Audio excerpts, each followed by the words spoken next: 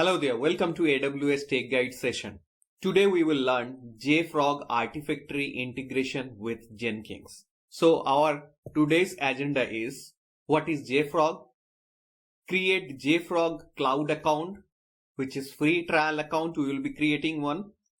Configure Jenkins for JFrog, and at last we will create a Jenkins job to store binary in JFrog Artifactory. JFrog Artifactory is a universal DevOps solution providing end-to-end automation and management of binaries and artifacts through the application delivery process that improves productivity across your development ecosystem. To know more about JFrog, you can browse to jfrog.com and there you will get much more details. But the focus of our tutorial is hands-on on how to integrate JFrog with Jenkins. Our first task is create JFrog cloud account, which is free trial account. So let's go to jfrog.com. Go to jfrog.com, click on cloud trial.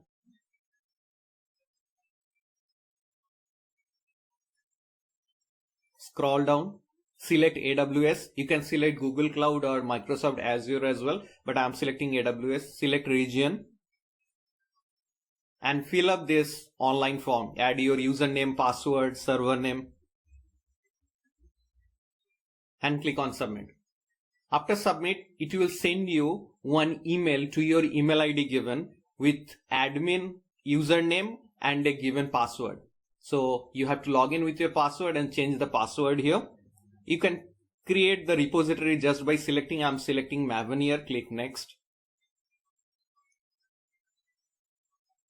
Click finish.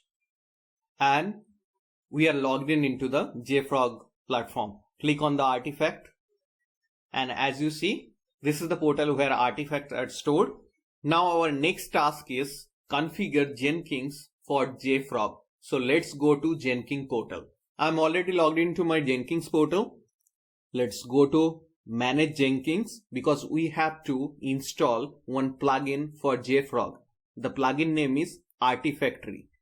So let's go to manage plugins. Click on available. Find here Artifactory.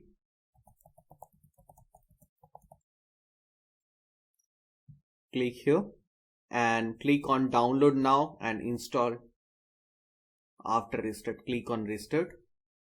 Click on this enable auto refresh. Log into Jenkins again.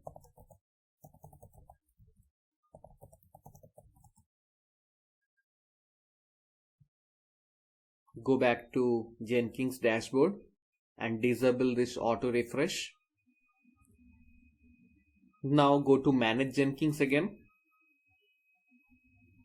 Click on configure system. Find Artifactory here. Perfect. This is the Artifactory here. Now we have to add the Artifactory server. Click on add Artifactory server. Add the server ID.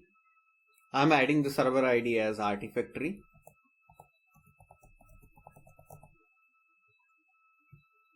Now we have to add the Artifactory server URL that we can find from JFrog. I am logged in into my JFrog portal. I'm just copying the URL.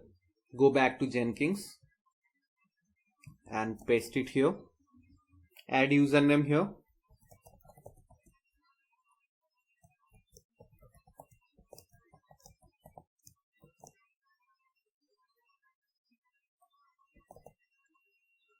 Click on test connection. Modify the Artifactory server name like this /AWSTechGuide. And now our test connection is successful. Click on save. Now we have installed the plugin for JFrog Artifactory and we have done the setup for JFrog.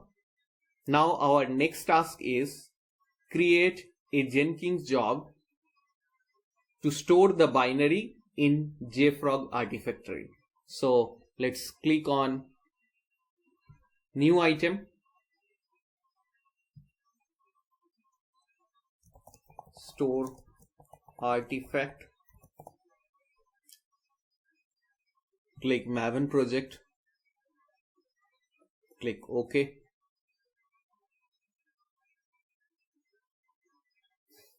Go to source code management, click on Git. You have to add Git URL here. So I am copying the Git URL from my Artifactory DevOps-demo. You can go to github.com/AWSTechGuide/DevOps-demo and you can copy this URL. Go back to Jenkins, add it here. Let it be master because we are building it from master. Go to build environment. Select enable Artifactory release management. Go to post build action. Click add post build action. Click on deploy artifact to Artifactory. And as you see that the Artifactory server has already taken it automatically from the configuration. Just click on refresh repositories and click on target snapshot repository and select lib snapshot local. Target release repository, select libs release local. Scroll down, click on save. Click build now.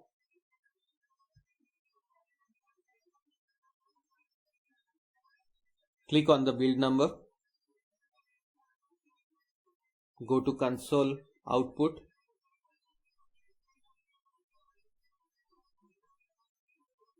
Perfect. Build is showing successful. Let's go to JFrog portal. Go to lib snapshot local.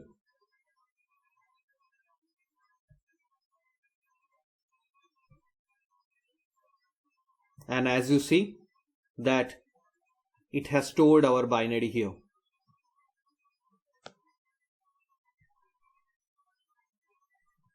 So here is our binary, the jar file, and it has stored under libs snapshot local or 0.0.1 snapshot version. So we have learned today how to configure JFrog Artifactory and create one Maven jobs to store the artifact after Maven build into JFrog Artifactory.